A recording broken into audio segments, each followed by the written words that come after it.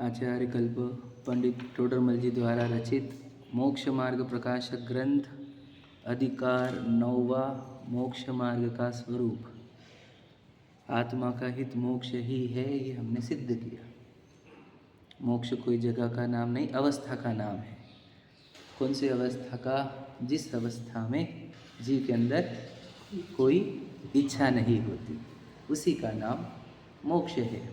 इच्छा को एक शब्द में और कहा जा सकता है मोह। ठीक है, मोह। मोह के दो भेद, दर्शन मोनि चारित्र मोनि। चारित्र मोनि में कषाय, दर्शन मोनि में मिथ्यात्व। समझ रहे? एकदम सरल है, मतलब क्लैरिटी होनी चाहिए हमारे अंदर और स्पष्टता कि जब मोह रहेगा, अर्थात एक तो मिथ्यात्व और कषाय। तो मिथ्यात्व और कषाय के कारण होगी इच्छा, और इच्छा से होगा दुख, जो इस जीव को किंचित भी नहीं चाहिए। ये सब कुछ सहन कर सकता है, लेकिन दुख नहीं सहन कर सकता। समझ रहे? आकुलता बढ़ने पर ही तो वो प्रतिदिन प्रतिक्षण जो कार्य कर रहा है, वो आकुलता को दूर करने के लिए ही तो कर रहा है कि नहीं? हमने कहा उसका मन का विचार क्या है, जो अंदर आकुलता हुई है उसे दूर करने का उपाय विचार करना, वही मन का कार्य है। वचन का कार्य क्या है? जो मन में विचार चल रहा है उसके लिए वो प्रश्न उठाए, है ना, उसके रास्ते मांगे, किसी से पूछे। और शरीर क्या करता है? जो उसके अंदर मन विचार चलता है उसके जो उपाय है वो देह से करना, यही तो है। तो मन वचन काय की क्रिया क्या होती है? अंदर उत्पन्न हुई आकुलता को दूर करने की विधि ही होती है, उपाय होते हैं उसके। समझ रहे? अनादि से हम स्वयं को भूले हुए हैं, तो हमने उपाय ये समझे कि इच्छा को पूर्ण करना उपाय है क्या? दुख दूर करने का। दुख हुआ अंदर, इच्छा उत्पन्न हुई, अंदर दुख हुआ, तो हमने उपाय क्या खोजा कि ये जो इच्छा हुई है, जो दुख हुआ है, इसको दूर करने के लिए इसको जो चाहिए वो दे दो। समझ रहे? तो हमने ये उपाय कर देगा, तो हम देख रहे कि हम देते जा रहे हैं, इधर बढ़ती जा रही इच्छा, इधर दे रही, इधर इच्छा बढ़ रही, इधर दे रही, इधर इच्छा बढ़, फिर ये तो कुछ हो ही नहीं रहा, सोल्यूशन ही नहीं मिला ना। तो बड़े भाग्य थे हमारे कि हमारे को ऐसे जिनेंद्र भगवान मिले और उनकी जिनवानी मिली, जिन्होंने कहा कि बेटा बाहर को उपाय करना ही नहीं, अपने को अंदर उपाय करना है, अपने अंदर इच्छा का नाश करो, इधर इच्छा का नाश करो। एक भी चीज़ की ज़रूरत नहीं। क्या ज़रूरत है बता? कौन सी चीज़ की ज़रूरत है? क्यों? यानी कैसी बातें कर रहे? बहुत लगता, घर गाड़ी बंगले सब लगता नहीं क्या? क्या लगता? पैसे नहीं लगते? समझे ना बेटा? तू गड़बड़ कर रहा है वापस से। कुछ भी नहीं लगता। क्यों? ये लगता है शरीर को। तू शरीर नहीं, खत्म, चैप्टर ही खत्म। तू जीव है। शरीर को जो लगता है वो कर्म ला के देते रहता, टेंशन मत ले। उसको जितने दिन आयु रखनी है, इसको जीवित रखना है, उतने सब व्यवस्था हो जाएंगी, टेंशन मत लेना। तेरे ऊपर एक पैसे की भी जिम्मेदारी नहीं। क्या कह रहे हो? घेरे समझना। तुझे क्या लगता है बताओ? अब मैं एज अ जीव क्या हूँ? मेरे अंदर क्या है? अनंत गुण है, अनंत शक्तियाँ है। अनंत गुण और अनंत शक्तियाँ देखने पर क्या होता है? परिपूर्णता का आनंद होने पर इच्छाओं का नाश होता है और दुख की नाश होता है, यानी से सुख की प्राप्ति होती है। मतलब मैं खुद को जीव स्वीकारो कि नहीं स्वीकारो? तुम लेट करो बेटा, तुम लेट करोगे तुम्हें परिपूर्णता का अनुभव नहीं होगा। परिपूर्णता का भाषण नहीं होगा तो तुम्हारे को इच्छाएं उत्पन्न होंगी, तो तुम्हारे दुख को कोई नाश नहीं कर सकता। तो स्वयं को जीव स्वीकारना और दुख का नाश करने का डायरेक्ट कनेक्शन है। तो हम जीव ना स्वीकारते हुए यदि हम सुखी होना चाहते हैं तो ये भ्रम है ये, क्योंकि तुम जीव स्वीकारोगे नहीं तो परिपूर्ण स्वीकारोगे नहीं, परिपूर्ण स्वीकारोगे नहीं तो इच्छाएं तुम्हारी रुकेगी नहीं, और इच्छा नहीं रुकेगी तो कभी सुखी नहीं हो सकते, 3 काल में सुखी नहीं हो सकते। तो आत्मा का और इच्छा के नाश का कनेक्शन समझ पा रहे हो क्या? यही तो कनेक्शन है। आत्मा को समझने पर परिपूर्ण सत्ता सब अनुभव होती है, और परिपूर्णता को कोई वस्तु की आवश्यकता है ही नहीं। और आपको ये मेरी बात थ्योरेटिकल लग रही होंगी तो जिनेंद्र भगवान की प्रतिमा देख लो, आपको ये तो बता रही है कि आत्मा परिपूर्ण है और मुझे कोई वस्तु की आवश्यकता नहीं है। सोचो, वो उनके पास वो एक चीज़ रखते नहीं प्रतिमा के पास, क्या चीज़ है बताओ? वो दिगंबरत्व, नग्नत्व क्या बताता है हमारे को? बताओ, यही तो बता रहा है कि कुछ भी आवश्यक नहीं है, कुछ भी नहीं। वस्त्र कोई चाहिए, वस्त्र तो चाहिए, वस्त्र ही दिशा ही वस्त्र है हमारा, इसी को दिगंबर कहते हैं। कुछ नहीं चाहिए, ये हमारा वस्तु स्वरूप है ये, कि मैं परिपूर्ण सत्ता हूँ, मेरे को क्या कमी है ये बताओ मेरे अंदर। नहीं, केवल ज्ञान तो होना ना, वही, अरे वो तो मेरे अंदर है ना। अरिंद दशा भी मेरे अंदर ही तो है, सुख भी मेरे अंदर ही। अच्छा, ज्ञान के लिए तो गुरु लगेंगे, जिनवान लगेंगे, अरे वो ज्ञान भी मेरे अंदर से निकलता है। ज्ञान का उगम स्थान भी मैं ही हूँ, सुख का उगम स्थान भी मैं ही हूँ। समझ रहे? अनंत शक्तियों का और अनंत गुणों का पिंड ही तो मैं हूँ। याद रखना, पूरी दुनिया के एक एक कण स्वाधीन है, एक एक कण परिपूर्ण है, और एक एक कण में जो वो पुद्गल का मिट्टी का परमाणु जब परिपूर्ण है, तो मैं तो पूरा जीव हूँ एक। असंख्यात प्रदेशी लोक प्रमाण असंख्यात प्रदेश है मेरे, और मेरे अंदर अनंत गुण है, एक गुण से भी याद रखना रिक्त नहीं, एक जगह भी रिक्त नहीं मेरी, गुणों को कोई गिन नहीं सकता मेरे, इतने गुणों से भरा हुआ मैं पदार्थ हूँ, वो भी शाश्वत हूँ, मैं कभी याद रखना सत्ता हूँ मैं कभी खत्म नहीं होता। विचार करो, हमारे को ये जब समझ में आता है तब हमारी जो परिपूर्णता का अनुभव होने पर हमारी को कोई चीज़ की कमी नहीं दिखती और अंदर से इच्छा का अभाव होता है, वही हमारा धर्म है। कि धर्म का इम्पोर्टेंस क्या, धर्म से क्या मिल जाता, इसका उत्तर कल भी दिया था, आज भी समझ लो। धर्म से हमारे इच्छा का अभाव होता है, जिससे हमारे दुख का नाश होता है, धर्म से ये मिलता है। फिर वो गाड़ी बंगले नहीं मिलते क्या, उसकी ज़रूरत ही नहीं पड़ती, समझे कि नहीं? इच्छा का अभाव हो गया क्या, गाड़ी बंगले लग रहे, समझे कि नहीं? तो धर्म से दूर रहने वालों की इच्छा कभी नाश नहीं होती, इसलिए वे कभी सुखी नहीं हो सकते। याद रखना, धनवान या धार्मिक में कौन सुखी हो सकता है, बोलो, प्रोबेबिलिटी किसकी ज़्यादा है, बताओ। यहाँ पर 100% गारंटी धर्म की कि सुखी होगा ही, और धन की 0% गारंटी कि वापस सुखी होगा ही, क्योंकि हमने ऐसे हजारों क्या कहें हम, लाखों करोड़ों देख लिए हैं धनवान जो सुखी नहीं है, लेकिन हमने एक भी धार्मिक व्यक्ति देखा नहीं जो दुखी हो, समझेगा नहीं? नहीं, हम भी तो देख रहे कितने लोग पूजा करते लेकिन वो दुखी रहते, वो धार्मिक नहीं है। पूजा करना धार्मिकता का आधार नहीं है। मैंने बता दिया आपको, वो तो सांप्रदायिकता है, समझेगा नहीं? धार्मिकता का अर्थ क्या है, जिसने स्वयं को पहचाना, जिसने जिनेंद्र भगवान को पहचाना, ऐसे जीव धार्मिक होते हैं, और ऐसे धार्मिक जीव दुखी कभी नहीं हो सकते, समझे कि नहीं? जिसने भगवान जी को परिपूर्ण वस्तु देख लिया, खुद को परिपूर्ण वस्तु देख लिया, खत्म हो गया उसके अंदर से इच्छा खत्म हो गई, दुख खत्म हो गया, तो धार्मिक व्यक्ति कभी दुखी नहीं हो सकता, रूल याद रखना, समझे कि नहीं? और जो धर्म से दूर है वो कभी सुखी नहीं हो सकता, ये भी याद रखना। धर्म के नाम पर भी अगर तुम संप्रदाय ही पालन कर रहे हो तब भी तुम सुखी नहीं हो सकते, ये भी याद रखना। तुम्हारा लग रहा मैं धार्मिक होते जा रहा हूँ, वो धार्मिकता नहीं सांप्रदायिकता है, मैं बता चुका हूँ दोनों का अंतर। जहाँ तुम्हारे को पता ही नहीं क्यों करते हो, तुम करे जा रहे हो, सांप्रदायिकता है। जहाँ उसका कारण पता हो और तुम बराबर कारण के अनुसार कार्य कर रहे हो, तो वो धर्म है। सांप्रदायिकता से तुम्हारे को वो सुख नहीं मिलेगा, इच्छा का अभाव नहीं होगा, धार्मिकता से मिलेगा। तो धार्मिकता का आधार क्या, धर्म क्या होता है बताओ, धर्म का डेफिनेशन क्या है, धर्म का अर्थ क्या होता है बताओ? वस्तु का स्वभाव, वो एक है, और एक है जो अनंत गुण को धारण करता है, वो धार्मिक, वो धर्म होता है। या अनंत धर्मों को धारण करने वाली सत्ता, उसी को भी धर्म कहा है, समझे कि? मतलब और परिभाषा है धर्म की, मैं तो आपको इतना सिंपल बोल रहा हूँ कि धार्मिकता का आधार क्या होगा, जब मैं ज्ञाता दृष्टा हूँ, मैं ज्ञाता दृष्टा रूप रहने का प्रयत्न करता हूँ, ज्ञाता दृष्टा रहने की भावना रखता हूँ, ज्ञाता दृष्टा बने में ही आनंद मानता हूँ, तब मैं धार्मिक हूँ, समझे क्या कह रहा हूँ? जब ज्ञाता दृष्टा रूप रह गया तो पूर्ण धर्म ही हो गया, मैं तो फिर मैं धर्म ही हो गया, समझ रहे कि नहीं समझ रहे? तो ये कौन समझेगा, जो अपने आप को आत्मा समझेगा तब। देखो एकदम सिंपल बताओ, देखो जनरली क्या होता है, भक्तामर स्तोत्र का नाम क्या है, से बोले तो आदिनाथ भगवान जी की स्तुति है वो, तो उसको भक्तामर नाम क्यों दिया तुमने? क्योंकि पहला अक्षर भक्तामर है, समझ रहे ना?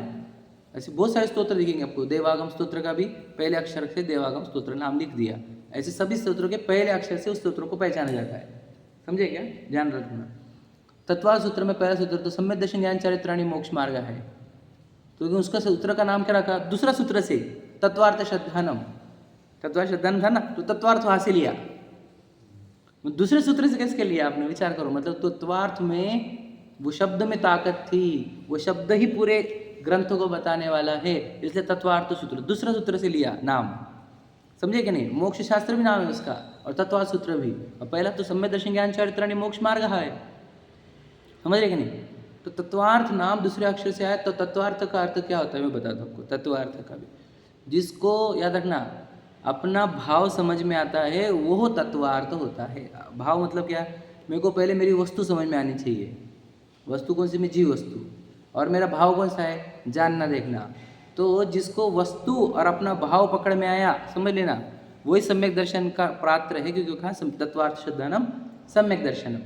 तो उसी को याद रखना, जब मेरे को मेरी वस्तु पता चलती है तो मुझे पता चलता है कि मेरा धर्म क्या है। मुझे जब मेरी वस्तु पता नहीं तो मुझे धर्म पता चलेगा क्या? विचार करो आप थोड़ा सा, क्या कह रहा हूँ मैं, समझ रहे क्या कह रहा हूँ मैं? सोचो मैं खुद को पुरुष मानता हूँ या मनुष्य मानता हूँ, तो मेरा धर्म क्या हो गया? पत्नी को संभालो, बच्चों को संभालो, समाज के लिए कुछ करो। समझ रहे? ये धर्म समझ में आते हैं हमारे को, जबकि ये मेरे धर्म है ही नहीं। तो तत्वार्थ श्रद्धानंद थोड़ी हुआ है कुछ। वस्तु कौन हूँ मैं जीव वस्तु हूँ। तो मेरा धर्म क्या है? ज्ञान दर्शन रूप परिणमना, प्रतिभाषक रहना, साक्षी रहना, जो देह की एक्टिविटीज में पूर्व कर्म के उदय से होते हुए देह के सक्सेस फेलियर में, निंदा प्रशंसा में ज्ञाता दृष्टा रहना, ये मेरा धर्म है। समझे क्या? वहां पर उछल कूद कर लेना, राग द्वेष कर लेना, मोह कर लेना, यही अधर्म है। आप समझे क्या क्या कह रहा हूं मैं? समझ रहे क्या कह रहा हूँ? ये तो जब जीव समझोगे तब समझ में आएगा मेरा धर्म क्या है। मत सोचो मैं जिसको जीव ही नहीं पता उसको अपना धर्म क्या दिखता है। पूजा करो, पाठ करो, स्वाध्याय करो, समझे क्या नहीं? गरीबों की सेवा करो, धार्मिक लोगों की मदद करो, है ना, गुरु की सेवा करो, आदि आदि, ये धर्म लगते हो। धर्म है क्या? विचार करो। वस्तु पता नहीं, उसका स्वभाव पता नहीं, समझे क्या नहीं? वस्तु नहीं पता, उसका भाव नहीं पता, धर्म कैसे हो जाएगा वह बताओ। समझ रहे क्या नहीं समझ रहे? मेरा धर्म क्या है बता? समझ रहे कि नहीं समझ रहे? एकदम सिंपल प्रश्न है। क्या धर्म समझते हैं हम? पूजा कर ली धर्म एक हो गया, धर्म हो गया, है ना। स्वाध्याय कर ली धर्म हो गया, गुरु सेवा कर ली धर्म हो गया, शास्त्र अभ्यास कर ली धर्म हो गया, है ना, सिखा दिया दूसरों को धर्म हो गया। आप समझ लीजिए, यही धर्म समझे ना। फिर दीक्षा ले ली धर्म हो गया, है कि नहीं? आप समझ रहे ये धर्म है कि नहीं है? समझना होगा हमारे को। क्या धर्म है? क्या बोलो? धर्म अभी कर रहा हो क्या मैं? अभी धर्म किया जा सकता है। हाँ, यदि अभी देह को भिन्न जानते हो, तुम देह को भिन्न मानते हो और देह से भेद ज्ञान कर सकते हो, यदि अभी, तब अभी आप धार्मिक हो सकते हो। यदि देह में लग रही है तो आप धार्मिक नहीं। समझ रहे? क्योंकि तुम्हारे तो वस्तु ही नहीं पता, तो धर्म क्या है ये कैसे पता चलेगा? बात समझना, थोड़ा सा ज़्यादा सूक्ष्म है लेकिन समझने की बात। वस्तु पता नहीं, उसका स्वभाव पता नहीं, तो धर्म पता कैसे है? धर्म तो स्वभाव को ही बोला गया है। जो वस्तु जैसी है उसका वैसा भाव, उसी को धर्म कहते हैं। बराबर है या नहीं? तो वस्तु कौन हुए बताओ? हम, लेकिन यहाँ पर जीव बोलते हैं ना हम, दिन में तो मनुष्य मानते, और मनुष्य नाम की तो कोई वस्तु ही नहीं दुनिया में। मनुष्य नाम की तो अवस्था होती है, मनुष्य वस्तु नहीं है। कैसे सिद्ध किया हमने? क्षेत्र में उसका नाम ही नहीं है। तो मनुष्य वस्तु है क्या? नहीं, मनुष्य क्या है? अवस्था है। अवस्था, पुद्गलों के आकार जुड़े हुए, पुद्गल एक साथ जुड़कर एक कुछ दिन का टेम्पररी आकार बनाया, उसका नाम मनुष्य है। अब सोचो, हमारे को इस अवस्था भी अवस्था नहीं लग रही, सत्ता लग रही है। तो ज्ञान कितना विपरीत काम कर रहा है, विचार करो। फिर जब अवस्था जब हुए, टेम्पररी अवस्था को मैंने माना, तो टेम्पररी अवस्था के कार्य को मैंने धर्म माना है या नहीं? ये टेम्पररी अवस्था अगर मंदिर में गई तो धर्म हो गया। ये टेम्पररी अवस्था ने ऐसा ऐसा करके ऐसा किया तो धर्म है, समझे? ये टेम्पररी अवस्था अगर गुरु की सेवा कर रही है तो धर्म है। ये टेम्पररी अवस्था दीक्षा लेकर जंगलों में जाएगी तो धर्म है। आप समझ रहे? टेम्पररी अवस्था का और धर्म का कोई कनेक्शन नहीं। समझ रहे? ये टेम्पररी अवस्था भिन्न दिखना, मैं इसका ज्ञाता दृष्टा रहता हूँ, तब धर्म है। थोड़ा गहराई है, समझे कि नहीं? निश्चय धर्म, व्यवहार धर्म, समझते क्या? निश्चय रत्नत्रय, व्यवहार रत्नत्रय, हर जगह निश्चय व्यवहार क्यों आया? एक रियलिटी है और एक बोली जाती है। समझे? हमको कौन सा पसंद है? जो बोला जाता वो। रियलिटी बिल्कुल पसंद नहीं है कि नहीं? जो दुनिया में बोलचाल में यूज़ करते ना, वो चीज़ें हमको पसंद है, और जो रियलिटी है उससे कोई कनेक्शन नहीं हमारा। विचार करो। तो क्या कह रहे हैं हम? समझ में आया क्या? धर्म क्या है? वस्तु पहले पहचानो, बाद में धर्म की बातें करो। समझ रहे कि नहीं? वस्तु की पहली बात करना, फिर धर्म की बात करना। कौन सी दशा में ये भाव ऐसे आएंगे? अभी इसी वक्त निर्विकार अवस्था लगेगी। निर्विकारी नहीं होंगे, लेकिन भिन्न दिखेगा। समझे कि नहीं? देखो, अभी इसी वक्त आपको देह मिट्टी की लगने लग जाएगी और मैं डिफरेंट एंटिटी हूँ, ये समझ में आ जाएगा। इतना आप कर सकते हो, इतना आप कर सकते हो बस। अब आत्मा में लीन होने की बात करो ना, तुम कर सकते हो, मैं कर सकता हूँ, ना चौथा वाला, ना पाँचवा वाला, कोई इतना काम नहीं कर सकता लीनता वाला। लीनता में मुनिराज भी 1/3 ही काम कर सकते हैं, 2/3 वो भी नहीं कर सकते। लीनता का काम नहीं कर सकते हम, लेकिन भिन्नता पूरी तरह देखी भी जा सकती है, समझी भी जा सकती है और विश्वास भी किया जा सकता है। फिर वही बात है कि भूमिका अनुसार होगा ऐसा। तो भूमिका अनुसार ही तो आया है। अभी पोजीशन, अपनी भूमिका वही है ना। मैं आपको बताऊँ अभी भूमिका है कि नहीं ये चीज़ों की। अगर भूमिका नहीं होती तो आप मनुष्य में नहीं होते। अगर भूमिका नहीं होती तो आप दिगंबर जैनत्व में नहीं होते। भूमिका नहीं होती तो आपके सामने जिनवानी और सिखाने वाले नहीं होते। भूमिका तो पूरी रेडी है कि नहीं? ये पूरी भूमिका ही तो है, इसी में तो किया जाता है। और कोई भूमि नहीं चाहिए इसको, ये भूमिका में ही किया जा सकता है। तो आपकी भूमिका तो पूरी तरह उपस्थित है कि आप अपने आप को पहचान लो। अब इसके ऊपर कोई भूमिका नहीं रहती। बिल्कुल सही है, पर हम तो बोल रहे हैं कि बाहर ही देख लो तुम सीनरी क्या क्रिएट हुई हुई। मेरे आसपास में पूरी सम्यक्तों की सामग्री जमा हुई वाली है और मैं नहीं कर रहा हूँ, इसका अर्थ क्या? बोलो, वही सीधी बात है। हाँ, अच्छा का भाव मुझे नहीं करना है। अब भूमिका और भूमिका कौन सी बात है? देखो बता, सम्यक्तों के लिए ऐसे कौन सी चीज़ आसपास की है जो तेरे पास नहीं है, ये बता। कोई भी तो चीज़ ऐसी नहीं। नंजिंद्र वाणी वो सम्यक्त नहीं लगते, उनकी वाणी वो बस हो गई। प्रत्यक्ष में सबको तीर्थंकर नहीं मिलते हैं, याद रखना, सम्यक्त होने के लिए उनकी वाणी मिलना यही निमित्त है, जिसको देशनालब्धि बोल दिया। समझे कि नहीं समझे? तो बताओ, सब तो उपलब्ध है, अभी क्या बचा है? भूमिका तो वही बोल रहे हैं हम, भूमिका के अनुसार तो आपको बोले सम्यक्त तो करो। हमने ये नहीं बोला स्वरूप स्थिरता करो, क्योंकि वो आपकी भूमिका नहीं है। सही है कि नहीं? आपको हमने स्वरूप स्थिरता किसको करने को बोला? बता बोला कि लीन हो जाओ आत्मा में। तुम हो ही नहीं सकते, हमको पता है, लेकिन तुम वेद ज्ञान कर सकते हो। समझ रहे कि नहीं? तुम स्वयं का श्रद्धान कर सकते हो, देह को भिन्न जान सकते हो। समझे? पूरी दुनिया देह को मैं मानती है और मैं नहीं मानता, तो सोचो मेरे को कितना भारी लगता हूँ। एग्जाम्पल, अरे मेरे को देह भिन्न दिखती भैया, कोई टेंशन नहीं, कैसे भी हो उसके, कटो पटो मरो कुछ भी हो जाए, कोई फर्क नहीं पड़ता। श्रद्धान इतना पक्का हो गया, ऐसा विचार करो, अगर हो गया तो कितना गजब का काम है, बताओ। और ये किया नहीं जा सकता, वो लोग नहीं कर सकते जिनको पता ही नहीं कि देह भिन्न होती है। जिन्होंने किया वो भी तो यही भूमिका में थे, अपने जैसे थे। अब अपन प्रयत्न करें तो हम भी तो उनके जैसे हो जाएंगे। बोले सम्यक कोई डायरेक्ट संगत नहीं। पुरुष को होता है कि स्त्री को होता है सम्यक दर्शन? जीव को। प्रश्न समझाओ हमारा, हम जीव है ना। अब समझे मेरा ध्यान? बोला मनुष्य बोल दिया मैंने, मनुष्य मतलब संगी पंचेंद्रिय आ गया। दिगंबर जैनत्व, हाँ उनको भी होता है, तो संगी पंचेंद्र की कैटेगरी में आ गया। तो हम कह रहे हमारे के लिए याद रखना, इतिहास जब लिखा जाएगा तो यही लिखा जाएगा कि इसके पास पूरा था। तब भी नहीं किया उसने। यही लिखा जाएगा। तब भी उसको मोह पसंद आता था, तभी उसको झूठी झूठी दुनिया पसंद आती थी, सच्चाई स्वीकारी नहीं उसने, इसलिए उसको इतने भाव लग गए। और समझे? अब देखो, मैं आपको थ्योरेटिकली सिखाता ना तो सही बात है, मैं तो आपको बोल रहा हूँ प्रैक्टिकल करके देखो। आपको कहाँ अड़ता है? पूछो मेरे को कि देह भिन्न नहीं दिखती, हमको लगता है देह में हूँ। हम कहते हैं सॉल्व तुम्हारा प्रॉब्लम, प्रैक्टिकली बोल रहा हूँ आपको, करो, जाग सकते हैं, इसी वक्त जाग सकते। मैं तो क्या बोला, सिखाना बंद, जागो जागो, बस जागने के काम प्रारंभ हो।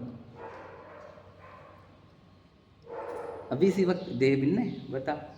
मिट्टी के परमाणु भिन्न और चेतना भिन्न, हाँ या नहीं? तू चेतन और देह अचेतन, यह जड़ तू ज्ञानी, बस इतना ही तो है। और क्या? एक एक परमाणु जड़ और एक एक मेरे अंदर की निकलती हुई ज्ञान की पर्याय, भिन्न भिन्न नहीं है। आपको पता है क्या बोलते हैं? देह में और आत्मा में बोलो अत्यंताभाव है। अत्यंत का अर्थ क्या होता है? अति, अति मतलब एंड, अंत, समझेगा नहीं? मतलब एकदम दूर का एंड, अत्यंत, समझ रहेगा नहीं? अभाव, इसी से आत्मा। देखो, क्योंकि इसका एक भी परमाणु जान नहीं रहा, मेरा एक भी प्रदेश स्पर्श गंध वर्ण वाला नहीं। अब यहाँ पर दो एंटिटी है, हमको दिखती नहीं, ये तो है संसार। सोचो, एक पौद्गलिक एंटिटी है, परमाणु का ग्रुप, समझेगा नहीं? इसको स्कंद कहा जाता है, और एक चेतन सत्ता। अब दो है, अब दो दिख नहीं रही, इसका कारण क्या है? तो तुम्हारी दृष्टि सूक्ष्म नहीं हो रही है, बस है तो दो ही। अब कितने लोगों को देखा हमने कि वो डेड बॉडी जला रहे आप, तो क्या किसके जला रहे तुम बॉडी? चेतना गायब, देह को जला दो, फेंक डालो। कोविड में तो ऐसे फेंकते थे एकदम, ये जेसीबी से उठा उठा के डालते थे। सुने देखे कि नहीं सीनरी? सब देखे हुए हैं। हाँ कल मेरे भाई साहब का क्या है? हाँ हाँ हाँ हाँ बराबर। बताओ क्या है कहना हमारे को, क्या है ये कि जागते क्यों नहीं हम? मोह नींद से उठ रहे चेतन, मोह नींद से उठ रहे चेतन, मोह नींद से उठ रहे चेतन। बस बोलो सच में यार, उठो कि देह भिन्न है, मैं भिन्न हूँ। भूमिका है कि नहीं है ये बता। भूमिका अनुसार बोल रहा हूँ क्या मैं भूमिका के विरुद्ध बोल रहा हूँ? ये बोला आपसे कि जो हमारी भूमिका है उसके अनुसार आपको बोल रहा हूँ कि मैं भूमिका के अपर जाके बोल रहा हूँ? तो कर्मों की बात आ गई। नहीं, वही बोल रहा हूँ पुरुषार्थ। अब कर्मों का उत्तर। चलो चैप्टर प्रारंभ, आपका क्वेश्चन हमारा उत्तर। आपने बड़ा प्रश्न उठा लिया जो हमारे को बोलना था। चलो पेज नंबर 309 पर तीसरा पैराग्राफ, हेडिंग है पुरुषार्थ से मोक्ष प्राप्ति। है क्या नहीं? इसका बोलते हैं कि जो योगा योग A to Z योगा योग है क्या नहीं? इधर प्रश्न है, इधर उत्तर है हमारा। पुरुषार्थ से बोलो, ही भूल गए तुम। अरे वो ही वर्ड इंपॉर्टेंट है उसमें। पुरुषार्थ से ही। अब पुरुषार्थ वर्ड कहाँ है? सेट में से, 5 के सेट में से। 5 का सेट कौन सा है? समवाय वाला।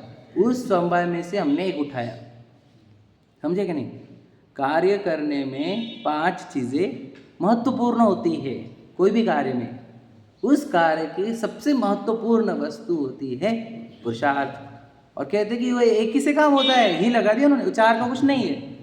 अरे ऐसी कैसी बातें करते हो? फिर 5 लिखे क्यों एक बोलते थे? बताएंगे ना हम वो भी, समझे क्या? एक ही काम है भैया, पुरुषार्थ से ही। और फिर पुरुषार्थ हमको पुरुषार्थ का दुकान पे जाओ ऐसे कमा, तो उल्टा ही पुरुषार्थ पकड़ा है तुमने। पुरुषार्थ नाम को बहुत बदनाम किया लोगों, बहुत। पुरुषार्थ नाम से ही धर्म से दूर हो गए लोग, समझे क्या नहीं? किसी ने गलती से बोल दिया होगा कि धन कमाने का भी पुरुषार्थ करना पड़ता है, बस वो ले लिया उन्होंने पकड़ लिया, और वो भी पुरुषार्थ करना पड़ता नहीं? पुरुषार्थ नहीं करना पड़ेगा, दुकान पे पुरुषार्थ नहीं करना पड़ेगा। तो यार तो समझता क्या है पुरुषार्थ को? समझ रहे क्या?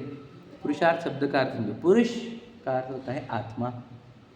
आपको पता है पुरुषार्थ वर्ड और वहाँ से आया हुआ है, कहाँ से? पुरुषार्थ सिद्धोपाय। या अमृतचंद्र जी ने श्रावकाचार्य लिखा। सोचो, जो आध्यात्मिक संत माने जाते हैं, सबसे ज़्यादा आध्यात्मिक संत, उन्होंने चरणान्युग का ग्रंथ लिखा पुरुषार्थ सिद्धोपाय। तो उसमें पुरुष शब्द का अर्थ उन्होंने बताया, आत्मा ही पुरुष है, और कौन है पता पुरुष? समझे कि नहीं? पुरुष मतलब वो मनुष्य वाला पुरुष नहीं, समझ रहे? वैसा मत पकड़ना, ठीक है? तो पुरुष अर्थ, पुरुष के लिए जो किया जाता है, आत्मा के लिए जो किया जाता है उसको बोलते पुरुषार्थ। अर्थ का अर्थ है प्रयोजन, स्वार्थी, खुद का ही काम चलाता है कि नहीं? तो अर्थ पुरुषार्थ है ना, सिद्धि, पुरुषार्थ की सिद्धि का उपाय वो है ग्रंथ, ठीक है? तो पुरुष का अर्थ आत्मा, ठीक है? तो पुरुष आया वर्ड तो आत्मा समझना, ठीक? चलो देखो, यहाँ प्रश्न है कि मोक्ष का उपाय काल लब्धि आने पर भवितव्य अनुसार होता है, ठीक है? या मोहादि उपशमादि होने पर बनता है, मतलब कर्म, ठीक है? मोहादि मतलब कर्म। अपने पुरुषार्थ से उद्यम करने पर बनता है। सो कहो, मतलब क्या? 3 प्रश्न है कि जब होने का है तब होने वाला है, या जब कर्म हमारा पीछे छोड़ेंगे तब होगा, या जब हम प्रयत्न करेंगे तब होगा। 3 प्रश्न पूछे गए, समझ में आए? कि जिस दिन होने का है उसी दिन होने वाला है, कि जब कर्म हमारा पीछे छोड़ेंगे तब होने वाला है, कि जब हम प्रयत्न करेंगे तब होने वाला है। ये प्रश्न है सिंपल भाषा।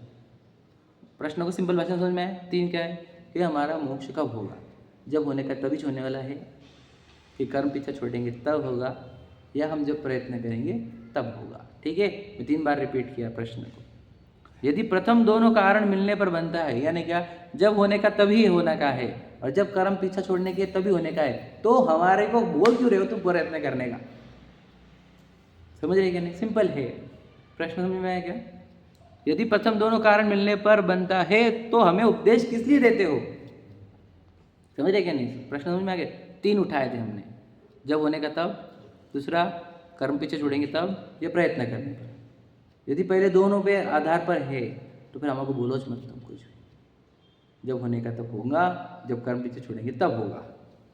समझ में? फिर हमको बोल क्यों रहे हो तुम? ठीक है। और भी देखो, और पुरुषार्थ से बनता है यदि, तो उपदेश सब सुनते हैं। उनमें कोई उपाय कर सकता है, कोई नहीं कर सकता, सो कारण क्या? समझ में? अब तीसरा क्या, कि पुरुषार्थ से ही अगर आप बोल रहे हो, पुरुषार्थ से ही, तो पुरुषार्थ तो कितने लोग कर रहे हैं? कितने लोग पुरुषार्थ कर रहे हैं? कहाँ सबको मोक्ष मिल गया? समझिए प्रश्न। तो कितने लोग उपदेश सुन रहे हैं? कितने ही लोग, बहुत लिखा उन्होंने तो, सब लिखा, बहुत भी नहीं लिखा, सब उपदेश तो सब सुनते हैं। समझ, सब लोग सुन रहे उपदेश, लेकिन उनमें कोई उपाय कर सकता है, कोई नहीं कर सकता, सो कारण क्या? समझ रहे? यहाँ पर तो वैसा प्रश्न वो वाला नहीं है, थोड़ा सूक्ष्मता में देखेंगे तो कह रहे उपदेश हमारे को दे रहे ना आप, तो उपदेश सुनने वाले बहुत लोग हैं हमारे पास, लेकिन इस उपदेश सुनने वालों में से कोई उपाय कर सकता है, कोई उपाय नहीं कर सकता मोक्ष का, तो इसका कारण क्या है? प्रश्न समझ में आया? उत्तर खोजो, इंपॉर्टेंट है। एक कार्य होने में अनेक कारण मिलते हैं। ये सब गोल्डन लाइन से आपको बता नहीं सकता मैं, कि जब भी एक कार्य होगा दुनिया में, वहाँ पे बहुत सारे कारण होंगे। समझे कि नहीं? एक कार्य में बहुत सारे कारण होते हैं। ठीक है। सो मोक्ष का उपाय बनता है वह पूर्वोक्त तीनों ही कारण मिलते हैं। मतलब क्या? जब मोक्ष होगा तो वहाँ पे तीनों एक साथ होंगे, तीनों ही कारण रहेंगे। कर्म का विनाश होगा, तभी वो समय आएगा, है ना, और तब तू पुरुषार्थ भी करेगा, या फिर तू जब पुरुषार्थ करेगा तब समय भी आएगा, तब कर्मों का नाश भी होगा।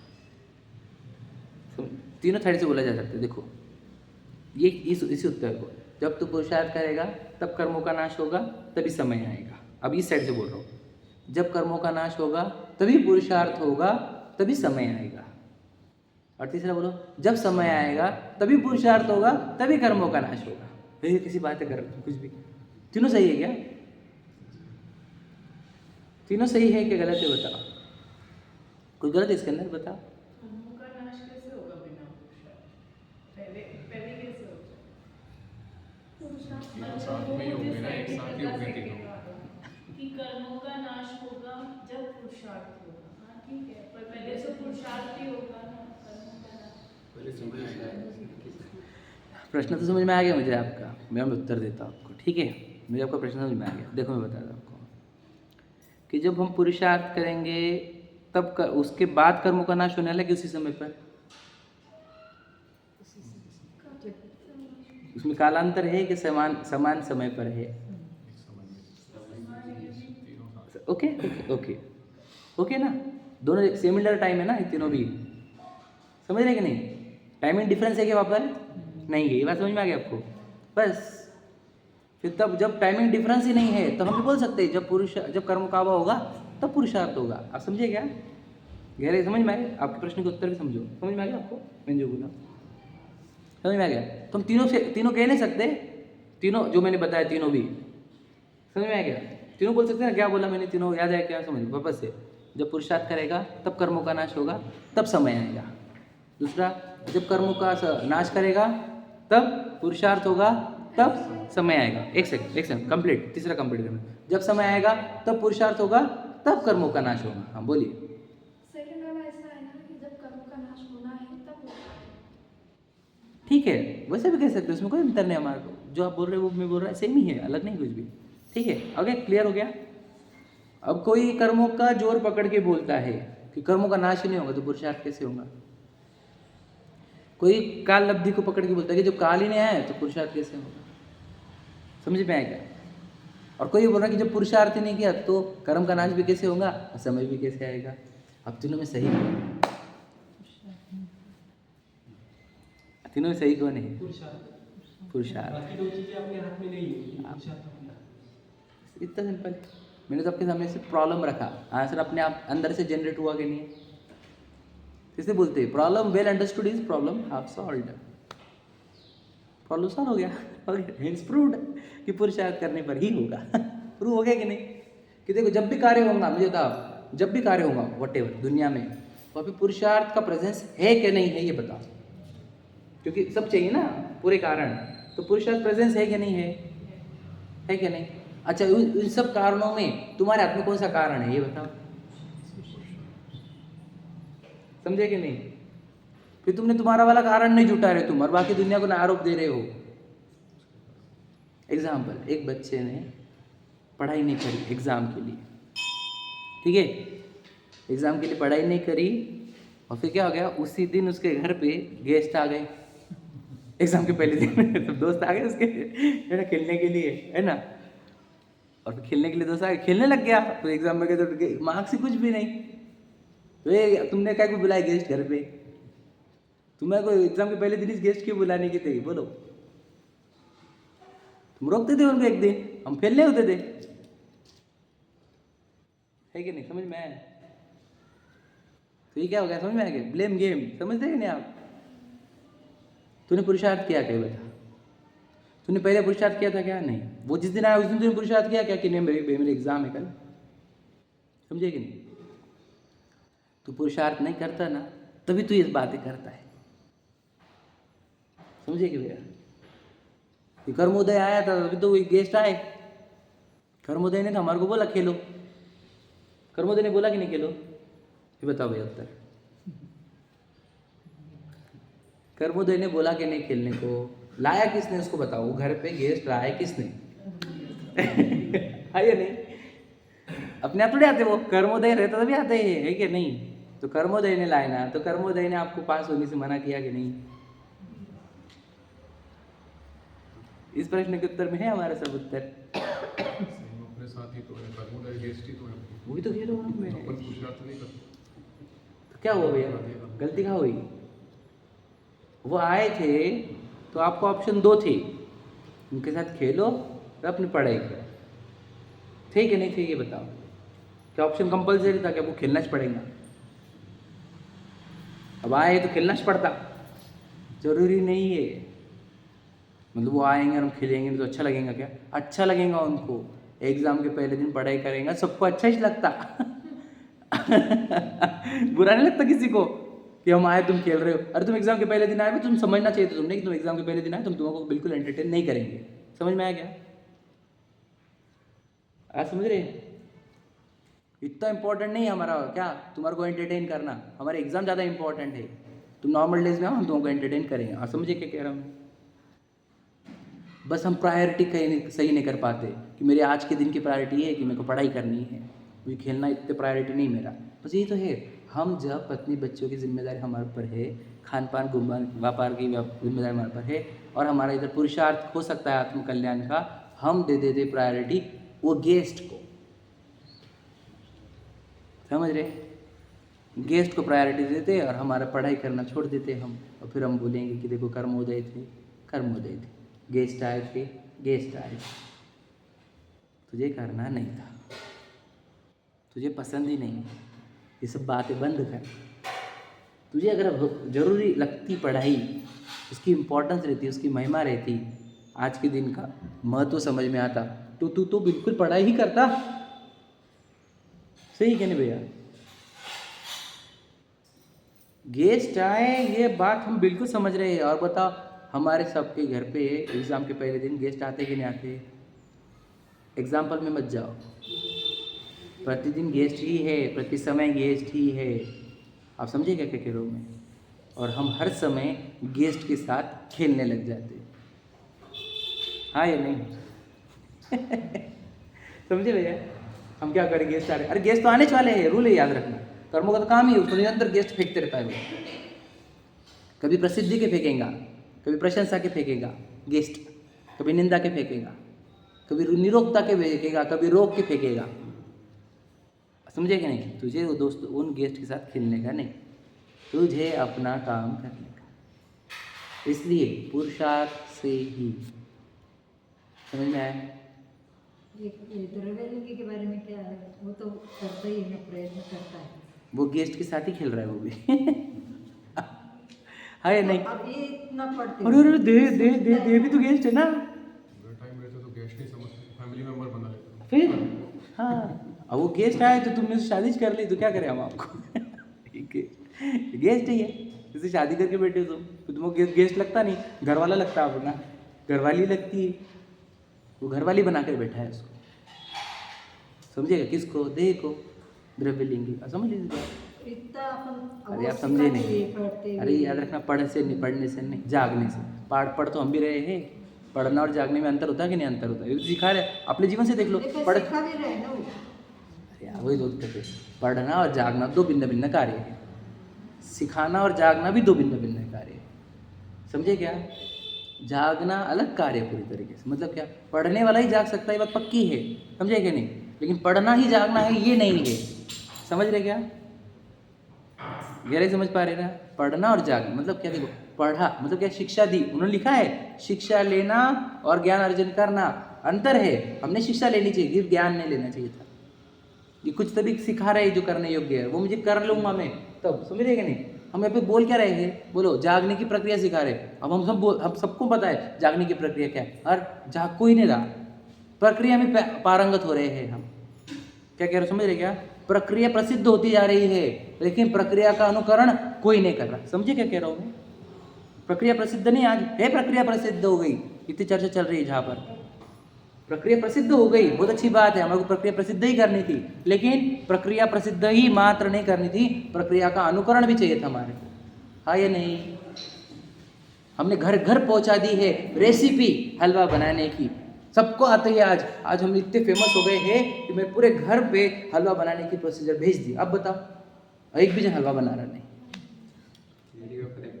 वही है कि नहीं? तो ये कह रहा है हमारे को, ये प्रक्रिया सीख ली है हमने हलवा बनाने की, अब हलवा बनाओ।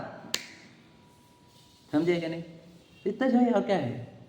जागने हम बोल रहे कि तू जीव है, दे तू है नहीं। अब क्या सुन लिया तुमने? अब सुनने का ही है, बस समझना है तुझे कि ये भिन्न है, देह भिन्न है, और है ही। मान या नहीं मान, तो आज माने कल मान, तुझे मानना तो ही पड़ेगा बेटा।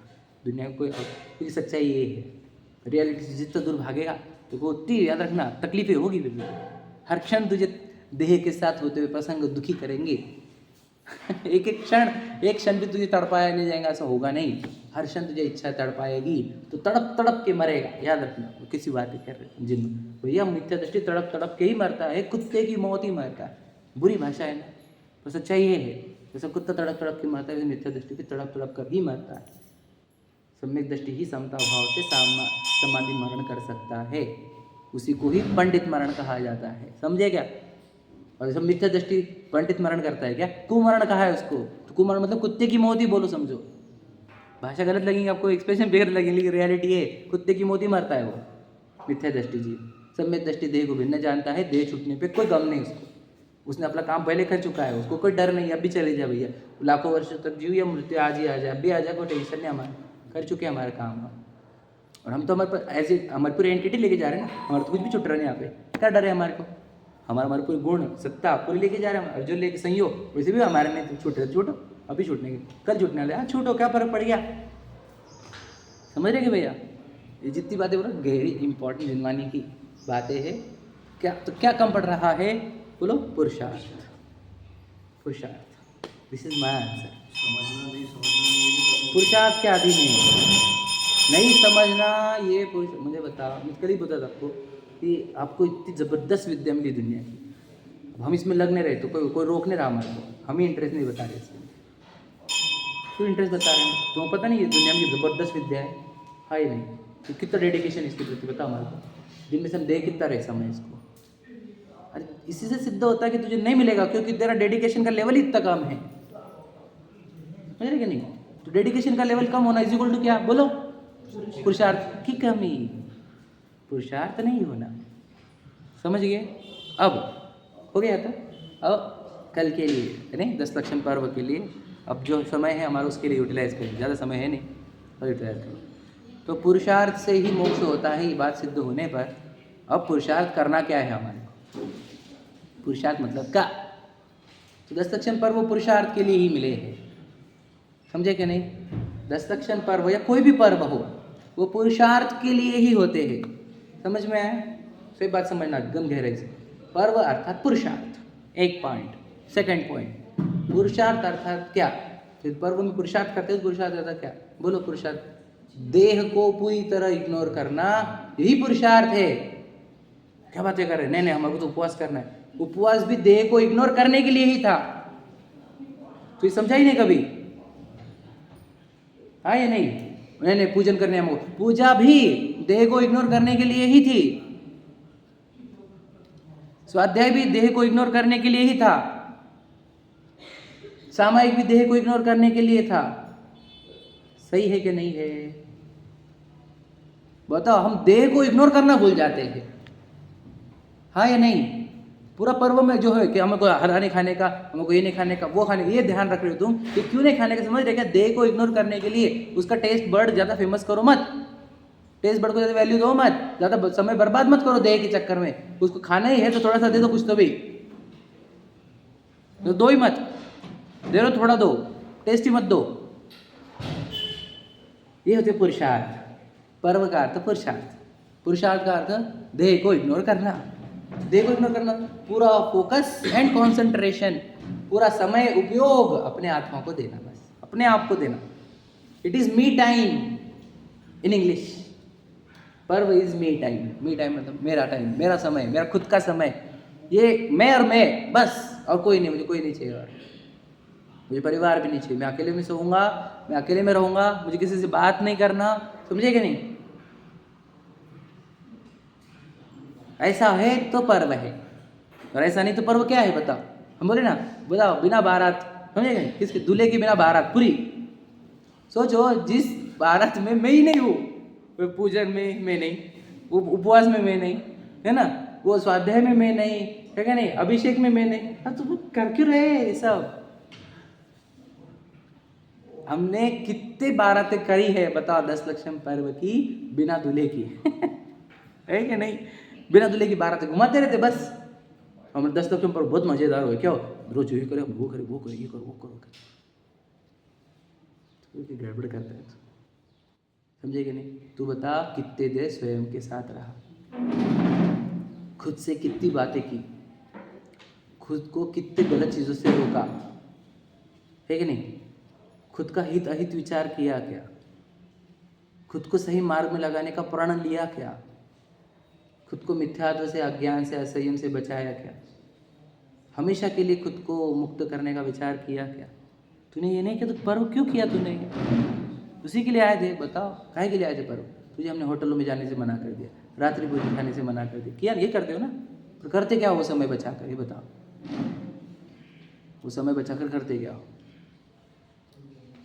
सुनना भी इसी के लिए नहीं हो, सुनना भी उतना कि जिससे हमारा पेट भर जाए और हम अंदर देखते रहे खुद को। ये सिर्फ और सिर्फ अपने आत्मा के आराधना का पर्व है। इसको शरीर के एक्टिविटी का धर्म मत बनाओ। शरीर की एक्टिविटी मैक्सिमम इग्नोर करने का धर्म ही पर्व है नहीं? क्या है सामायिक, क्या है उपवास, क्या है पूजन, क्या है, ये सब वही है। हमने एक्टिविटी छोड़कर ये वाला काम दिया था आपको, आप इसी को एक्टिविटी बना लेते हो। समझे क्या कह रहा हूँ? क्योंकि लॉजिक लगेगा समझने को। हमें दुनिया की एक्टिविटी छोड़कर, तो अब बताओ पूजन में क्या कर रहे हैं हम? एक शुद्ध चेतना के गुण गा रहे हैं, बराबर है, हाँ या नहीं? पूजन होती क्या है? शुद्ध चेतना के गीत है वो। 10 लक्षण पूजन भी शुद्ध चेतना को ही गाया जा रहा है वहाँ पर। उत्तम क्षमा मतलब शुद्ध चेतना, उत्तम मार्ग मतलब शुद्ध चेतना। जिस चेतना में मान कषाय नहीं वो उत्तम मार्ग है, जिस चेतना में क्रोध नहीं वो उत्तम क्षमा है। सिर्फ शुद्ध चेतना की ही पूजा की जाती है। काहे के लिए? मेरी चेतना को शुद्ध करने के लिए, हाँ या नहीं?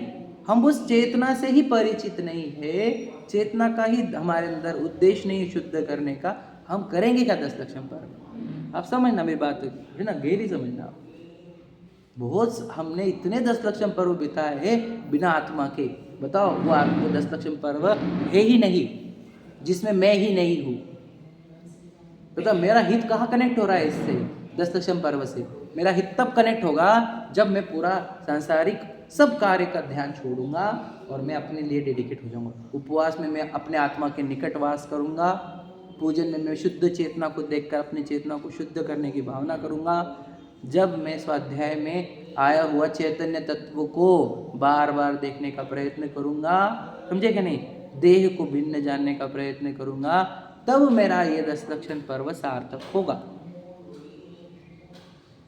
नहीं तो आए और गए हजारों, अनंत गए हमारे, समझे कि नहीं। लेकिन ये आप इस 10 लक्षण पर्व को अपूर्व बना सकते हो। अपूर्व मतलब आज तक नहीं बनाया, ऐसा किया जा सकता है। कैसे किया जाए? मैं और मैं, बस दूसरा कुछ भी नहीं। जमा तो बोलो मत किसी के साथ, अगर पॉसिबल है तो बोलो मत। क्या ज़रूरत है बोलने की? क्या कर लोगे तुम स्पेशल बोल के? बोलो ही मत, सबसे बेस्ट। और वो समय वो मोबाइल खाता है, मोबाइल भी ख़त्म करो आज। वो समय खाता है, मी टाइम है नहीं तो मोबाइल ख़त्म, बोलना ख़त्म। खान पान में भी 2 टाइम का तो कंपलसरी बंद ही करो। 1 टाइम वो भी ज़रूरत होंगी तो, जितना काटते हैं काटो। टेस्टी बनाने के चक्कर में मत पड़ो, ज़्यादा समय बर्बाद मत करो, समझ में। सुनो तो सुनने के बाद उसके नोट्स निकालो और अंदर वो पूरे पॉइंट्स अंदर डालते जाओ। तो खाना कितना और पचाना कितना समझ लो। पचाने का ज़्यादा महत्व दो, खाने से भी ज़्यादा, जिनवाने को भी। और अपने साथ मैक्सिमम समय बिताओ, एकांत में रहो, एकांत में ही रहो। बैठो भी, सो भी, खाओ भी एकांत में। पूरा सिर्फ मैं और मैं ही रहे, बस कोई दूसरा चिंतन ही नहीं हो मुझे। ऐसा आप जियोगे तो ये 10 लक्षण पर्व है सच्चा। और यही होता है पर्व, पवित्रता का नाम पर्व है। आत्मा की या चेतना की पवित्रता का नाम ही पर्व है। नहीं तो कोई पर्व नहीं है, कोई फिजिकल एक्टिविटी का नाम पर्व नहीं, और कोई पूजन आदि की क्रिया का नाम भी पर्व नहीं है। समझ लीजिए, अगर पूजन ही पर्व है तो मुनिराज जंगल में पर्व मनाएंगे कैसे? समझ रहे कि नहीं? आत्मा के साथ रहना ही पर्व है भैया, आत्मा ही पर्व है। पवित्र आत्मा के साथ रहना यही पर्व है। अष्टमी 14 को पर्व क्यों बोला गया? क्योंकि तुम आत्मा के साथ रहते हो। 10 लक्षण को पर्व क्यों कहा? क्योंकि तुम आत्मा के साथ रहते हो। कि पर्व का नाम पर्व भी इसीलिए है क्योंकि उसमें मैं मेरे साथ रहता हूँ। मैं मेरे साथ ही नहीं रहूँ तो ये पर्व है क्या? हाँ ये नहीं, क्या पर्व है उसके अंदर? समझ रहे कि नहीं? अब आपका अभ्यास हो गया है इसलिए आपको समझा रहा हूँ मैं। अगर आपका अभ्यास नहीं होता तो आपको समझा नहीं सकता था मैं कि पर्व अर्थात आत्मा के साथ रहना। लोग थोड़ी समझ सकते हैं इसको, है ना। लेकिन आप समझना, 10 लक्षण पर्व ऐसे ही जिए जाते हैं। मैं, दैट्स इट। दूसरा कोई नहीं, ना बात करने की मुझे, ना देखने का, ना जाने का, ना करने का, कुछ नहीं करना मुझे। बस मैं मेरे साथ रहूँगा। मैं प्रश्न उठाऊँगा कि मैं कौन हूँ, मुझे करना क्या है, मेरे लिए अहितकारी क्या है, मेरे लिए हितकारी क्या है, मैं मेरे जीवन सही जी रहा हूँ क्या, मेरे जीवन में गलतियाँ क्या है, मैं क्या दूर करूँगा, किससे बैर बांध के बैठा हूँ, किसका आकर्षण लेकर बैठा हूँ, है ना। कौन कौन मुझे सताते, मतलब कौन से भाव मुझे सताते हैं, कौन से भाव से मुझे आनंद मिलेगा, समझे कि नहीं। ये विचार करने के लिए समय है और निर्णय करने के समय है। जितना हो सके आत्मा के साथ रहने का समय है। आप बिताओ। आप से चाहोगे जब आप 10 लक्षण पर्व को सही तरीके से जियोगे तब आपको पता चलेगा मुनिराज कितने आनंदित रहते हैं। तभी आपको समझ में आएगा, नहीं तो क्या समझ में आएगा। ठीक है, चलो समय हो गया।